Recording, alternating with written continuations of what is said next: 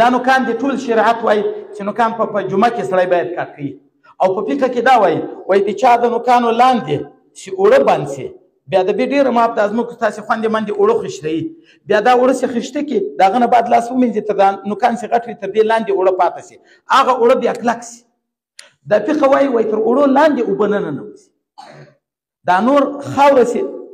د چا نوکان ډېر غټ وي څه خاوره تر لاندې ننوتلې وي هغه لا څه ګزاره کوي خو تر اوړو لاندې نه ننوځي مولوي صاحب صراحتا فقه وایي که نه لاندې چې اوړه پکې وچوي اوبه نه تر ننوځي اوس دغه زموږ خور مور که دغه نوک کاټ نه کړي په خپل ځای باندې کان یې نه کړي د دغې اودس نشته په دا مسله خو بیا موږ پوه کوو چې دا نوکان باید په جمعه کې کاټ سي چې داسې نه وي چې دلته لاندې اوړه تر لاندې وچ وي یا خاوره تر لاندې کلکه وي ما په خپله د پښو نوکان دي څو واره مې دا ګمان شوی دی زما هلته امامت هم شته لمونځ هم کوم وم دا کلیوالو لمونځ به مې خراب کړی دلته مې دا نوکان په دا ګوتو کې ننوتلي کله چې کاټ کړم لاندې داسې کلک خاوره تر لاندې وي لکه تیږه داسې کلکه شوې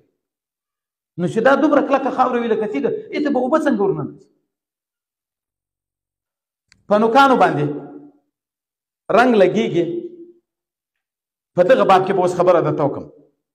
دغه یو قسم رنګ ده هغه پټ لري صرف رنګ نه ده پټ لري که هغه په نوک باندې هغه رنګ ولګېږي او دغه په وچ سي په کلک سي د دغې ښځې بیا له دغه نوک سره بیا اودس نه کېږي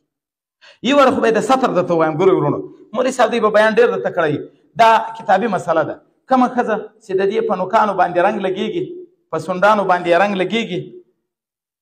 او ویښتان یې خلکو ته ښکارېږي کله چې وایي دغه ښځه وفات سي او د دې دغه نوکانو سطر نه وي د سونډانو سطر یې نه وي د ویښتانو سطر یې نه وي چې په قبر کې کېږدي ملایکې مستقلې ملایکې د دې مقرر دي چې راسي امبران یې په لاس کې دا نوکان ټول یو په امبر باندې ځینې وباسي او بل قسم ملایکې دي هغه راسي دا کم سونډان سي د دې خدای نکرده خلکو ته ښکارېږي بیا په بې ستري باندې هغه راسي دا سونډان یې ګرد ور په بیاتي باندې ځینې کاټ کې دا خوله یې خلاصه پاتې سي سر یې د کمې ښځې نامحرمو نظرونه د دې په ویښتانو باندې لګېږي ملایکې راسي په قبر کې د غضب ملایکې دا د سر ویښتان یې وشکوي دومره په سختي یې وشکوي چې دا د سر څرمن یې ټوله ورسره وشکوي سر یې دغسې کوپړۍ پاته سي اول خو ګورئ زموږ خوندو مندو ته دا ضرور ده چې د خپل ځان سطر په داسې یو انداز وکړي د ښځې سطر ګورئ موږ تاسې لمونځ په جومات کې کوو یو لمونځ په کعبه مبارکه کې چې کوي یو په یو لکت یعنې د 100,000 ثواب خدای سړي ته ورکوي په مدینه منوره کې چې لمونځ وکړي یو لمونځ په 50,000 ده د 50,000 لمونځو ثوابونه خدای ورکوي په مسجد دغه کې چې وکړي مسجد اقصا کې یو لمونځ وکړي بیت المقدس کې په یو روایت کې د 1000 راغلي دي په یو روایت کې د 1000 راغلي دي د 1000 لمونځو ثواب خدای ورکوي د بازار په جامع جومات کې چې لمونځ وکړي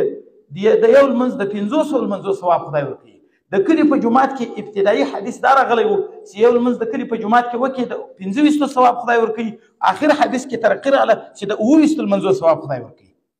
اوس رسول الله صلی الله علیه وسلم وایي دا زما په جومات کې چې تاسې لمونځ کوئ نورو ته وایي ثواب یې ډېر ده خو د ښځو دپاره دغه ثواب په کور کې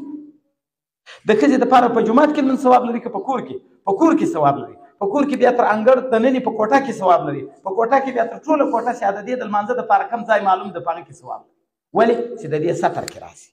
دا تا ته په جومات کې خدای یو په 25 ثواب درکوي یو په 19 ثواب درکوي دې ته خدای